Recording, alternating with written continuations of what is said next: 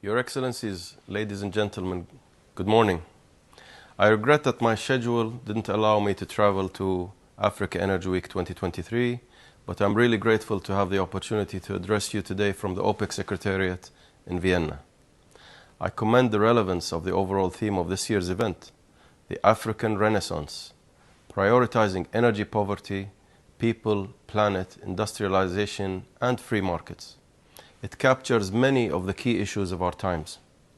The term Renaissance refers to a rebirth, a revival of cultures, peoples, and economies. Today, Africa's peoples and sovereign nations are drawing inspiration from what they want their own futures to look like and working hard to make this a reality. Africa's future looks very bright in this respect.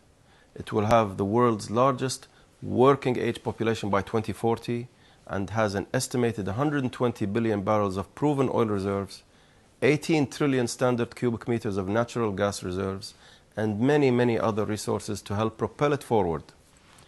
To realize this potential, policymakers must realize that every nation has its own energy transition pathway to a sustainable energy future.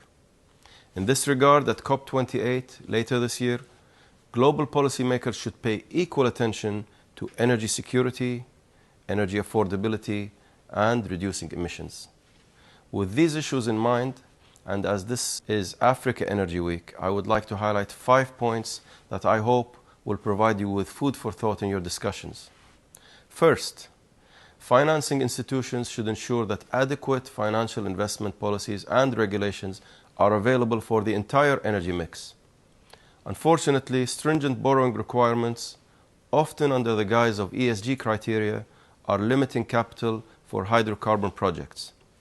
This is slowing Africa's ability to develop using its own natural resources. In addition, the global oil sector will require cumulative investment of around $12 trillion through to 2045 to continue meeting demand and delivering energy security. Ignoring the reality that recent annual investment levels have been well below this figure poses a grave risk to energy security and needs to be remedied. Second, the world must ensure just and inclusive energy transitions that reflect the needs and capabilities and stages of development of all sovereign nations. In a world in which Heathrow Airport consumes more energy than Sierra Leone, or in which 2/3 of all primary schools in sub-Saharan Africa have no access to electricity, the same environmental yardstick should not be used to compare regions at vastly different stages of development. Instead, our goal should be an inclusive, equitable approach in which no country is overburdened beyond its capabilities. Third, policymakers must plan for our energy future based on facts and reality. Population growth, energy demand, and urbanization will rise greatly in Africa and other regions.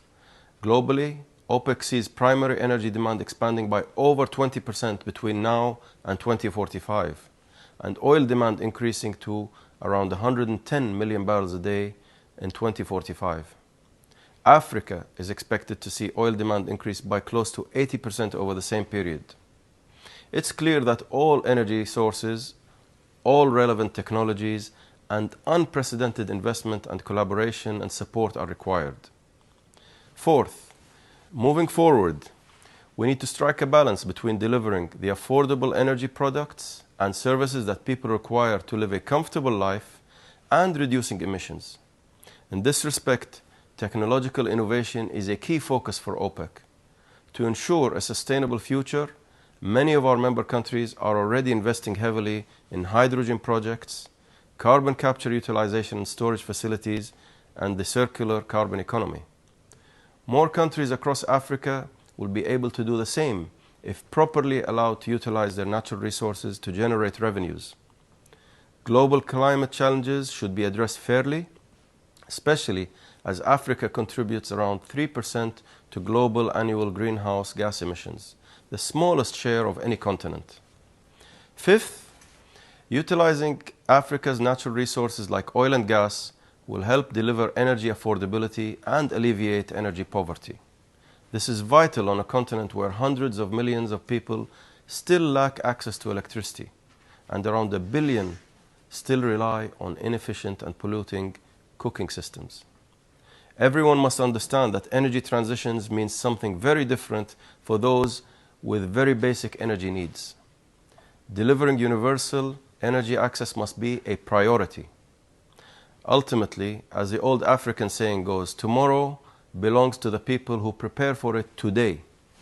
There is great wisdom in these words, and it is up to today's policymakers to ensure that tomorrow's global energy industry, including in Africa, is advanced enough to eliminate energy poverty, to prioritize people, protect the planet, meet future energy demands, and drive socio-economic development.